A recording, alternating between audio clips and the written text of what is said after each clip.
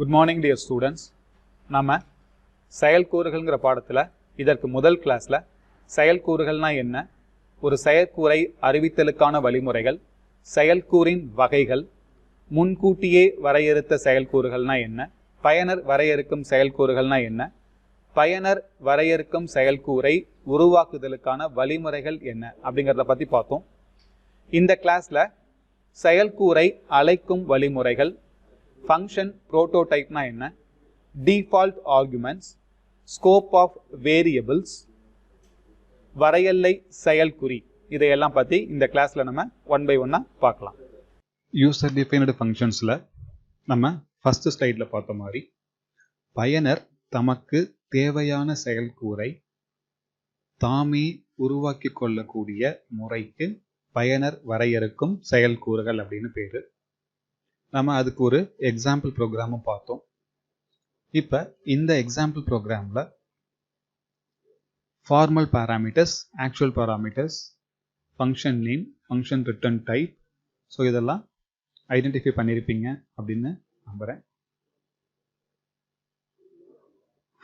செயல்கூறு ஆட்ங்கிற செயல்கூறில் integer ஏ, integer B அப்படிங்கிற ரெண்டு formal parameters mention பண்ணியிருக்கோம். ஸோ அந்த செயற்கூறு இரண்டு மதிப்புகளை ஏற்றுக்கொள்ளும்.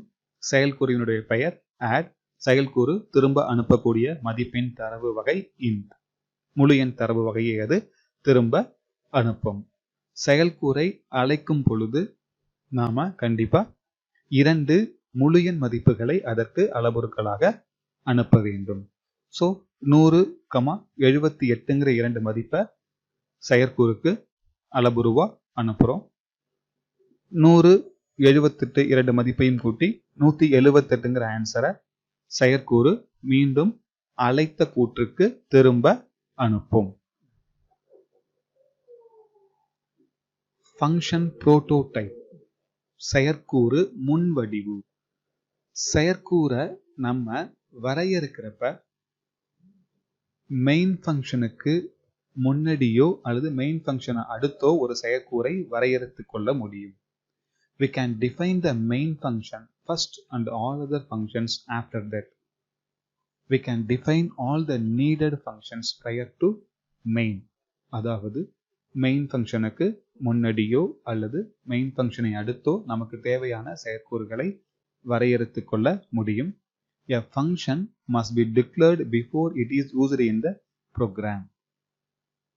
செயல்கூறை நிரலில் உபயோகப்படுத்துவதற்கு முன்னால் செயற்கூறானது அறிவிக்கப்படல் வேண்டும். அதற்கு செயற்கூறு முன்வடிவு அப்படின்னு பேர். The declaration statement may be given outside the main function. Main ஃபங்க்ஷனுக்கு வெளியில செயற்கூறை அறிவித்தல் செயல்பாடு செஞ்சிருக்கணும். ஃபங்க்ஷன் புரோட்டோடைப் அப்படிங்கிறது வேற ஒன்றும் கிடையாது. நிரல் பெயர்ப்பிக்கு செயல்கூறை பற்றிய தகவல்களை கொடுப்பதற்கு பயன்படுத்தப்படுகிறது.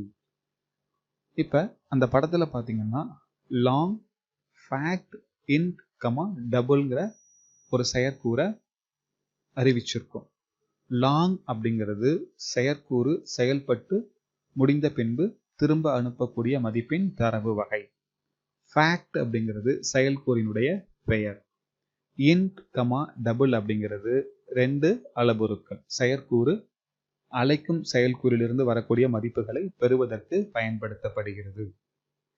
செயற்கூறு முன்வடிவுல அளவுருக்களுக்கு உண்டான மாறிகளை மென்ஷன் பண்ணணுங்கிறது கட்டாயம் கிடையாது. தரவு வகையை மட்டும் மென்ஷன் பண்ணா போதும். The prototype above provides the following information to the compiler. The return value of the function of its type long. செயற்கூறு திரும்ப அனுப்பக்கூடிய மதிப்பின் தரவு வகையை நிரல் பெயர்ப்பிக்கு உணர்த்துவதற்கு பயன்படுகிறது.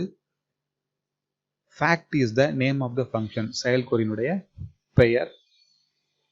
அந்த செயல்கூறு இரண்டு அளவுருக்களுடன் அழைக்கப்படுதல் வேண்டும். முதல் அளவுரு முழு எண் தரவு வகையை சார்ந்தது, இரண்டாவது அளவுரு டபுள் தரவு வகையை சார்ந்தது அப்படிங்கிற தகவல்களை நிரல் பெயர்ப்பிக்கு உணர்த்துவதற்கு பயன்படுகிறது. ஃபங்க்ஷன் புரோட்டோடைப்புக்கான ஒரு எக்ஸாம்பிள் ப்ரோக்ராம் கொடுத்துருக்கோம். மெயின் ஃபங்க்ஷனுக்கு மேலே int add int x, int y அப்படிங்கிற ஒரு செயல்கூறை அறிவிச்சிருக்கேன். செயல்கூறினுடைய பெயர் add, செயல்கூறு திரும்ப அனுப்பும் மதிப்பின் தரவு வகை int, 2 அளவுருக்களை ஏற்றுக்கொள்ளும், இரண்டுமே முழு எண் தரவு வகையை சார்ந்தது. void கமாண்டினுடைய uses என்னங்கிறத பார்க்கலாம். void type has two important purposes. To indicate the function does not return a value. ஒரு செயல்கூறு எந்த மதிப்பையும் திரும்ப அனுப்பாது என்பதை உணர்த்துவதற்கு void கூற்றானது பயன்படுகிறது. To declare a generic pointer. பொது இன சுட்டினை அறிவிப்பதற்கு பயன்படுத்தப்படுகிறது. ஸோ இந்த எக்ஸாம்பிள் ப்ரோக்ராம்ல பார்த்தீங்கன்னா ஃபங்க்ஷன் அப்படிங்கிற fun அப்படிங்கிற செயல்கூறை வாய்டா அறிவிச்சிருக்கும். ஸோ அந்த செயல்கூறு அழைத்த கூற்றுக்கு எந்த மதிப்பையும் திரும்ப அனுப்பாது. Accessing a functions. The user-defined function should be called explicitly using its name and the required argument to be passed. ஒரு செயல்கூறை அழைப்பதற்கு அந்த செயல்கூறின் பெயர், அளவுருக்கள் ஆகியவற்றை வைத்து நாம் ஒரு செயல்கூறை அழைக்க முடியும். இப்போ இந்த டேபிள்ல டிஸ்பிளே அப்படிங்கிற செயல்கூறை calling the function without return value and without any argument. டிஸ்பிளேங்கிற செயல்கூறு எந்த மதிப்பையும் ஏற்றுக்கொள்ளாது, எந்த மதிப்பையும் திரும்ப அனுப்பாது. இரண்டாவதா உள்ள டிஸ்பிளே x, y அப்படிங்கிற செயல்கூறு அழைக்கும் கூட்டிலிருந்து மதிப்புகளை ஏற்றுக்கொள்ளும், ஆனால் எந்த ஒரு மதிப்பையும் திரும்ப அனுப்பாது. மூன்றாவதா உள்ள x equal to display அப்படிங்கிற செயல்கூறு அழைக்கும் செயல்கூறிலிருந்து எந்த மதிப்பையும் ஏற்றுக்கொள்ளாது, ஆனால் மதிப்பை திரும்ப அனுப்பும். நான்காவதா உள்ள செயல்கூறினுடைய முறை x equal to display x, y. இந்த செயல்கூறு அழைக்கும் செயல்கூறிலிருந்து மதிப்புகளையும் ஏற்றுக்கொள்ளும், செயல்பட்டு முடிந்த பின்பு ஒரு மதிப்பை அழைத்த கூற்றுக்கு திரும்ப அனுப்பும். அடுத்து formal parameters and actual parameters of arguments. முறையான அளவுருக்கள், மெய்யான அளவுருக்கள் அப்படின்னா என்னன்னு பார்க்கலாம். Arguments are parameters or the means to pass values from the calling function to the called function. அழைக்கும் செயல்கூறிலிருந்து அழைக்கப்படும் செயல்கூறுக்கு மதிப்புகளை அனுப்புவதற்கு வழித்தடங்களாய் அமைபவை அளவுருக்கள். செயற்கூறினுள் அறிவிக்கப்படும் அளவுருக்களுக்கு ஃபார்மல் பாராமீட்டர்ஸ்னு பேரு. மெயின் ஃபங்க்ஷன்ல அதாவது அழைக்கும் கூற்றில் அறிவிக்கப்படும் மாறிகளுக்கு ஆக்சுவல் பாராமீட்டர்ஸ் அப்படின்னு பேரு. Default arguments, முன்னியல்பு செயலுறுப்புகள். முன்னியல்பு செயலுறுப்புகள் எதுக்கு பயன்படுத்துறோம்னா, நாம சில சமயங்கள்ல ஒரு செயற்கூறை அழைக்கும் பொழுது சில மதிப்பை விட்டுவிட்டோ அல்லது மதிப்புகள் இல்லாமலோ ஒரு செயற்கூறை அழைப்பதற்கு டிஃபால்ட் ஆர்குமெண்ட்ஸ் பயன்படுத்தப்படுகிறது. முன்னியல்பு மதிப்புகளை கொடுக்கும் பொழுது வலதுபுறம் இருந்து இடதுபுறம் நோக்கி ஒவ்வொரு அளவுருவுக்கா வேல்யூவை அசைன் பண்ணிட்டு வரணும். இப்போ ஃபர்ஸ்ட் எக்ஸாம்பிள் பார்த்தீங்கன்னா void default value int n1 equal to 10, int n2 equal to 100. இது ஒரு சரியான default arguments. Second example, void default value integer n1. n1க்கு மதிப்பு அசைன் பண்ணல, n2க்கு 100 அப்படிங்கிற முன்னியல்பு மதிப்பை கொடுத்திருக்கோம். இதுவும் சரியான அறிவிப்பு. Third example, void default value int x, float y, int z equal to 0. இதுவும் ஒரு சரியான அறிவிப்பு. Fourth example, void default value int x, float y equal to 17.5, int z equal to 10. இதுவும் வலதுபுறம் இருந்து இடதுபுறம் நோக்கி ஒவ்வொரு அளவுருவுக்கா முன்னியல்பு மதிப்பு கொடுத்திருக்கோம். ஸோ இதுவும் சரியான அறிவிப்பு வகையை சார்ந்தது.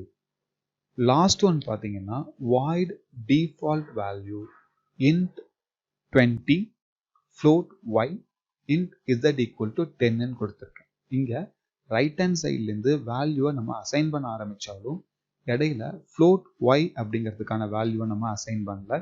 இது இன்வேலிட் அசைன்மெண்ட்டா கம்பைலர் டிக்ளேர் பண்ணும். வலதுபுறம் இருந்து இடதுபுறம் நோக்கி மாறிகளுக்கு மதிப்பை கொடுக்கும் பொழுது இடையில எந்த மாறிக்கான மதிப்பையும் விட்டுறக்கூடாது. Constant arguments. The constant variable can be declared using const keyword. நம்ம முன்கூட்டியே பாடங்கள்ல பார்த்திருப்போம். கான்ஸ்டன்ட்னா என்ன அப்படிங்கிறத. மாற்ற முடியாத மதிப்பை கொண்டுள்ள தரவு இனம் கான்ஸ்டன்ட் மாறிலி என அழைக்கப்படும். The const keyword makes variable value stable. ஒரு வேரியபிளை கான்ஸ்டன்டா அறிவிச்சு அதுல ஒரு மதிப்பை இருத்திட்டோம் அப்படின்னம்னா அதனுடைய வேல்யூவை நம்மளால சேஞ்ச் பண்ண முடியாது. The constant variable should be initialized while declaring. மாறிலி அறிவிக்கப்படும் பொழுது அதற்கு தொடக்க மதிப்பானது இருத்தப்படும். Initial value to a variable that cannot be changed later inside the body of the function. மாறிலியாக அறிவிக்கப்பட்ட அளவுருவின் மதிப்பை நிரலின் வேறு எந்த பகுதியிலும் நம்மால் மாற்ற இயலாது. ஒரு அளவுருவை கான்ஸ்டன்ட் அளவுருவா அறிவிக்கிறதுக்கான தொடரியல் கீழே கொடுத்திருக்கோம். Return type, function name. இங்க ஒரு அளவுருவை கான்ஸ்டன்டா அறிவிக்கிறதுக்கு const அப்படிங்கிற கீவேர்டை யூஸ் பண்ணிக்கிறோம். எக்ஸாம்பிள் பார்த்தீங்கன்னா int minimum const integer a equal to 10 ன்னு கொடுத்திருக்கேன். a இனுடைய மதிப்பை செயல்கூறின் வேறு எந்த ஒரு இடத்திலும் நம்மால் மாற்றியமைக்க இயலாது. கான்ஸ்டன்ட் ஆர்குமெண்ட்டுக்கான ஒரு எக்ஸாம்பிள் ப்ரோக்ராம்.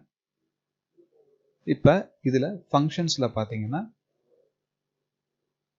கான்ஸ்டன்ட் டபுள் அப்படின்னு ஒரு அளவுரு இருக்கு.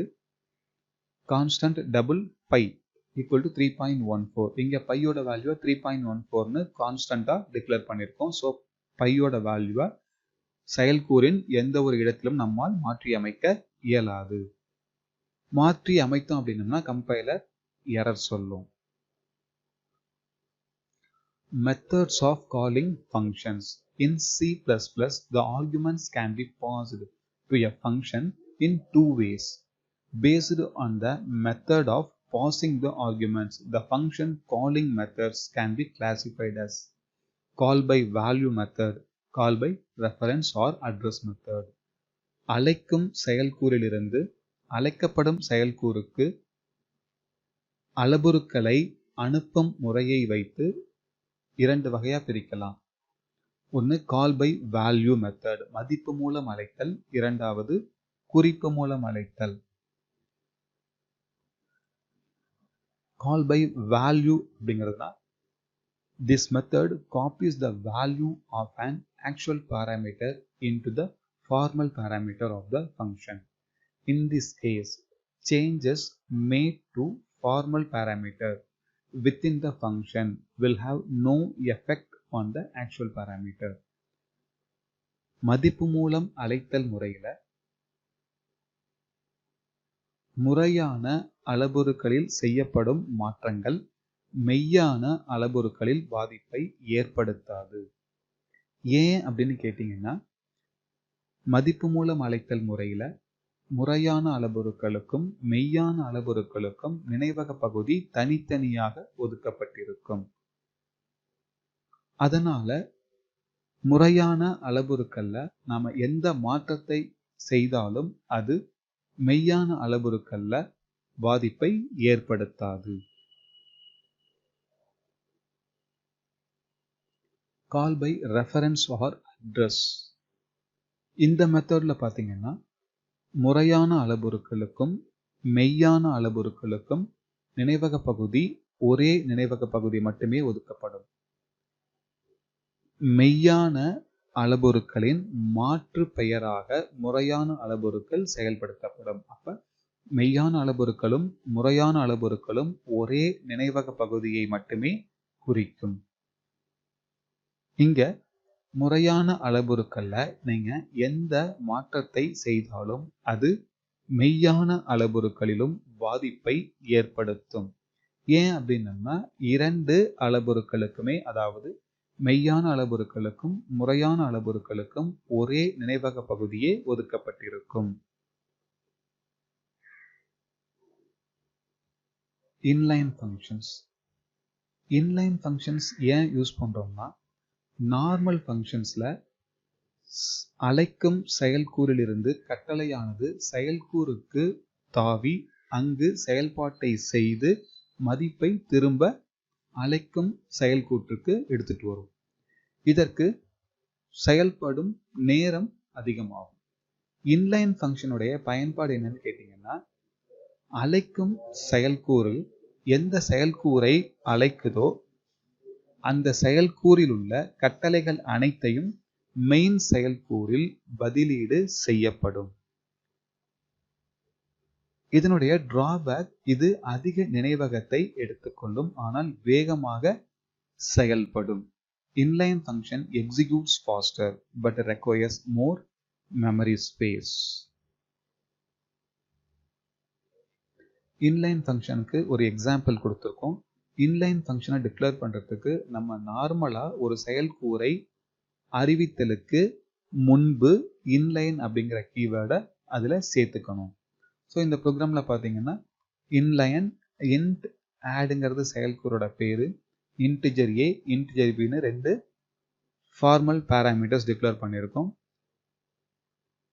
a b ரெண்டு வேல்யூவையும் கூட்டி அதனுடைய சம்ம cல ஸ்டோர் பண்ணியிருக்கோம். cயோட மதிப்பை திரும்ப அனுப்பிச்சிருக்கோம். இங்க addங்கிற ஃபங்க்ஷனை கால் பண்றப்ப கண்ட்ரோல் செயல்கூறுக்கு தாவாம செயல்கூறில் உள்ள கட்டளைகளை மெயின் ஃபங்க்ஷன்ல உள்ள addங்கிற செயல்கூறு இருக்கும் இடத்தில் பதிலீடு செய்யும். ஸோ நினைவக பகுதி அதிகமாக தேவைப்படும், ஆனால் இது வேகமாக செயல்படுத்தப்படும். Different forms of user-defined function declarations. First one is a function without return value and without parameters. நம்ம ஏற்கனவே இது பார்த்திருக்கோம். ஒரு செயல்கூறு எந்த மதிப்பையும் ஏற்றுக்கொள்ளாது, எந்த மதிப்பையும் திரும்ப அனுப்பாது. The name of the function is display. It returns data type is void and it does not have any arguments. இப்போ கீழே உள்ள எக்ஸாம்பிள் ப்ரோக்ராம்ல பார்த்தீங்கன்னா டிஸ்பிளே அப்படிங்கிறது ஒரு ஃபங்க்ஷன். டிஸ்பிளேங்கிற ஃபங்க்ஷனுடைய திரும்ப அனுப்பக்கூடிய மதிப்பு void. ஸோ voidனா அந்த ஃபங்க்ஷன் எந்த வேல்யூவையும் ரிட்டர்ன் பண்ணாது. அளவுருக்கள் எதுவையும் நம்ம இங்க மென்ஷன் பண்ணல. ஸோ எந்த மதிப்பையும் இது ஏற்றுக்கொள்ளாது. இது முதல் வகை, அதாவது எந்த மதிப்பையும் ஏற்றுக்கொள்ளாமல் எந்த மதிப்பையும் திரும்ப அனுப்பாத செயல்கூறுகள். Second type, a function with return value and without parameters.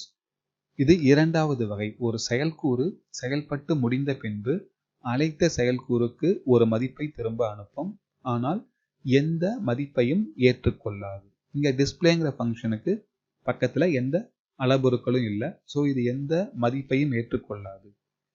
ஆனால் செயல்பட்டு முடிந்த பின்பு திரும்ப அனுப்பக்கூடிய மதிப்பு int அப்படின்னு மென்ஷன் பண்ணியிருக்கோம். ஸோ ஏவோட வேல்யூவையும் பியோட வேல்யூவையும் கூட்டி எஸ்ல சேவ் பண்ணும். எஸ்ஸோட மதிப்பை அழைத்த செயல்கூறுக்கு திரும்ப அனுப்பும். Third, a function without return value and with parameter. இது மூன்றாவது வகை. ஒரு செயல்கூறு அழைக்கும் செயல்கூறிலிருந்து மதிப்புகளை ஏற்றுக்கொள்ளும், ஆனால் எந்த மதிப்பையும் திரும்ப அனுப்பாது. இப்போ டிஸ்பிளேங்கிற ஃபங்க்ஷனுக்கு பக்கத்துல ரெண்டு அளவுருக்கள் இருக்கு, integer X comma integer y. எனவே இது இரண்டு முழு எண் அளவுருக்களை ஏற்றுக்கொள்ளும். திரும்ப அனுப்பக்கூடிய மதிப்பு வாய்டுன்னு கொடுத்திருக்கோம். அதனால இது செயல்பட்டு முடிந்த பின்பு எந்த மதிப்பையும் திரும்ப அனுப்பாது.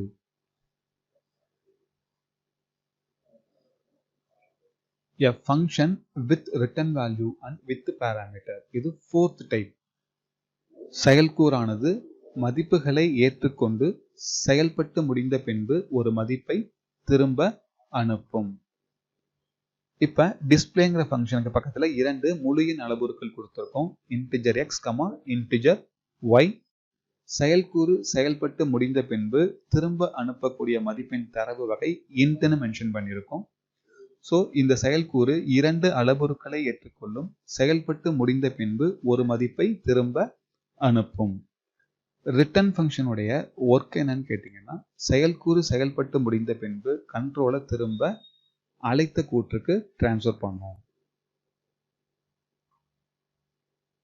ரிட்டர்னிங் ஃப்ரம் ஃபங்க்ஷன், செயல்கூறிலிருந்து அழைத்த கூற்றுக்கு கட்டளையை திரும்ப அனுப்புவதற்கு ரிட்டர்ன் அப்படிங்கிற கூற்று பயன்படுத்தப்படுகிறது. Returning from the function is done by using the return statement. The return statement stops execution and returns to the calling function. When a return statement is executed, the function is terminated immediately at that point. Return function mention பண்றதுக்கு syntax return, expression or variable. கீழ 3 example இருக்கு. return a plus b, a ஓட மதிப்பையும் b ஓட மதிப்பையும் கூட்டி அழைத்த கூற்றுக்கு திரும்ப அனுப்பும். return a, a ஓட மதிப்பை அழைத்த கூற்றுக்கு திரும்ப அனுப்பும்.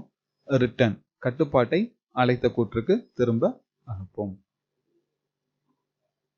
recursive functions, recursive function அப்படிங்கிறது ஒரு செயற்கூறு தன்னைத்தானே அழைத்துக் கொள்ளுமாயின் அது recursive function அப்படின்னு பேரு. A function that calls itself is known as recursive function and this technique is known as recursion. இப்போ இந்த எக்ஸாம்பிள் ப்ரோக்ராம்ல பார்த்தீங்கன்னா ஃபேக்டோரியல்ங்கிற செயல்கூறை ஃபேக்டோரியல்ங்கிற காலிங் ஃபங்க்ஷன் மூலமா தன்னைத்தானே மீண்டும் மீண்டும் அழைச்சு அந்த ஒரு நம்பரினுடைய ஃபேக்டோரியல் மதிப்பை கண்டுபிடிச்சிருப்போம். ஸோ இந்த ஃபங்க்ஷன் வந்து ரிகர்சிவ் ஃபங்க்ஷன். இது ஒரு செயல்கூறு தன்னைத்தானே மீண்டும் அழைத்துக் கொள்ளுமாயின் அந்த செயற்கூறுக்கு பேர் வந்து ரிகர்சிவ் ஃபங்க்ஷன்.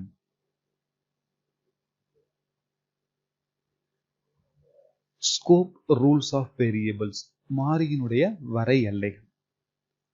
மாறியினுடைய வரை எல்லைகளை 4ஆ பிரிக்க முடியும். First one is local scope, second one function scope, third one global variables, fourth one class scope. Local scope அப்படிங்கிறது ஒரு தொகுதிக்குள் வரையறுக்கப்படும் மாறிகளுக்கு பேரு லோக்கல் ஸ்கோப், உள்ளமை மாறிகள். இரண்டாவதா ஃபங்க்ஷன் வேரியபிள்ஸ் அல்லது ஃபங்க்ஷன் ஸ்கோப், ஒரு செயற்கூறினுள் அறிவிக்கப்படும் மாறிகளுக்கு ஃபங்க்ஷன் வேரியபிள் அப்படின்னு பேரு. மெயின் ஃபங்க்ஷனுக்கு மேல அறிவிக்கக்கூடிய மாறிகளுக்கு பேரு குளோபல் வேரியபிள்ஸ். கிளாஸ் வேரியபிள் அப்படிங்கிறது நம்ம வரக்கூடிய பாடங்கள்ல பார்க்கலாம். Local scope, a local variable is defined within a block. A block of code begins and ends with curly braces. A local variable cannot be accessed from outside the block of its declaration. A local variable is created upon entry into its block and destroyed upon exit. ஒரு தொகுதிக்குள் அறிவிக்கப்படும் மாறிகளுக்கு பேரு local variable. கட்டுப்பாடு தொகுதிக்குள் வரும்பொழுது அந்த மாறியானது உருவாக்கப்படும். கட்டுப்பாடு அந்த தொகுதியை விட்டு செல்லும் பொழுது அந்த மாறி நினைவகத்தை விட்டு நீக்கப்படும். ஒரு தொகுதிக்குள் அறிவிக்கப்படும் மாறிய அந்த தொகுதியை விட்டு வெளியிலிருந்து நம்மால் அணுக முடியாது. இப்போ இந்த எக்ஸாம்பிள் ப்ரோக்ராம்ல பார்த்தீங்கன்னா இன்டிஜர் டி அப்படிங்கிறது ஒரு தொகுதிக்குள்ள அறிவிச்சிருக்கோம். ஸோ அது லோக்கல் வேரியபிள். இப்போ டீங்கிற வேரியபிளை அந்த தொகுதியை விட்டு வெளியில நம்மளால அக்சஸ் பண்ண முடியாது. அப்போ அக்சஸ் பண்ண ட்ரை பண்ணோம்னா கம்பைலர் எரர் சொல்லும். அடுத்து function scope. The scope of variables declared within a function is extended to the function block and all the sub blocks of therein. The lifetime of a function scope variable is the lifetime of the function block. The scope of formal parameters is function scope. ஒரு செயற்கூறில் அறிவிக்கப்படும் மாறியானது அந்த செயற்கூறு முழுமைக்கும் பொதுவானது. அந்த செயற்கூறிலும் அந்த மாறியை பயன்படுத்திக்கலாம், அந்த செயற்கூறுக்கு உள்ள சப் ப்ரோக்ராம்ஸ்லையும் அந்த மாறியை நம்மால் பயன்படுத்தி கொள்ள முடியும். செயற்கூறு மாறியின் வரையெல்லையானது அந்த செயற்கூறு செயல்பட்டு முடியும் வரை இருக்கும். File scope, a variable declared above all the block and functions as the scope of a file. The lifetime of a file scope variable is the lifetime of a program.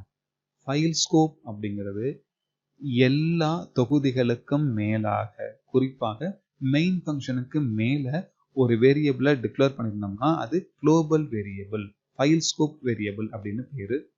இப்போ இந்த எக்ஸாம்பிள் ப்ரோக்ராம்ல பார்த்தீங்கன்னா int file underscore variable equal to 20ன்னு ஒரு வேரியபிளை declare பண்ணியிருக்கோம். அது file scope variable. இந்த கோப்பு செயல்பட்டு முடியும் வரை இந்த மாறியானது நினைவகத்தில் இருத்தப்பட்டிருக்கும்.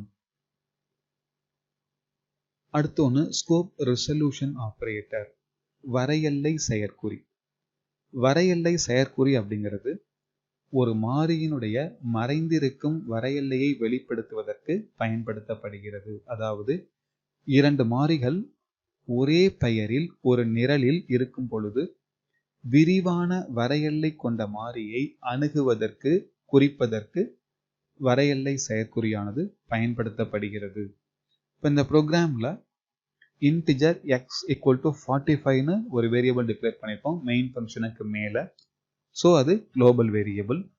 மெயின் ஃபங்க்ஷனுக்கு உள்ள இன்டிஜர் எக்ஸ் ஈக்குவல் டு 10ன்னு ஒரு லோக்கல் வேரியபிள் டிக்ளேர் பண்ணியிருப்போம். ஸோ இங்கே எக்ஸுங்கிற பேரில் ரெண்டு வேரியபிள்ஸ் இருக்கு.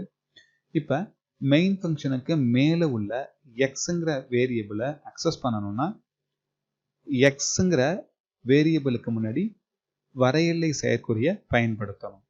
வரையெல்லை செயற்குறி விரிவான வரையெல்லை கொண்ட மாறியை அணுகுவதற்கு பயன்படுத்தப்படும். ஸ்டூடெண்ட்ஸ், நம்ம இதுவரைக்கும் செயல்கூறுகள்னா என்ன, ஒரு செயல்கூறை எப்படி உருவாக்குவது, செயல்கூறின் வகைகள், பயனர் வரையறுக்கும் செயல்கூறுகள், முன்கூட்டியே வரையறுத்து வைக்கப்பட்டுள்ள செயல்கூறுகள், இதையெல்லாம் பற்றி பார்த்துருக்கோம். மேலும் ஃபங்க்ஷன் புரோட்டோடைப்னா என்ன, டிஃபால்ட் ஆர்குமெண்ட்ஸ்னா என்ன, ஒரு மாறியினுடைய வரையெல்லை எந்த அளவுக்கு இருக்கும், வரையெல்லை செயல்குறி, இதையெல்லாம் பற்றி நம்ம இந்த பாடத்தில் பார்த்தோம். மேலும் இந்த பாடத்தினுடைய பயிற்சி வினாக்களை நீங்கள் ஒர்க் பண்ணி பார்த்தீங்கன்னா இந்த பாடத்தை உங்களுக்கு மேலும் எளிமையாக புரிதலுக்கு வழிவகுக்கும். நம்ம அடுத்த கிளாஸில் சந்திக்கலாம்.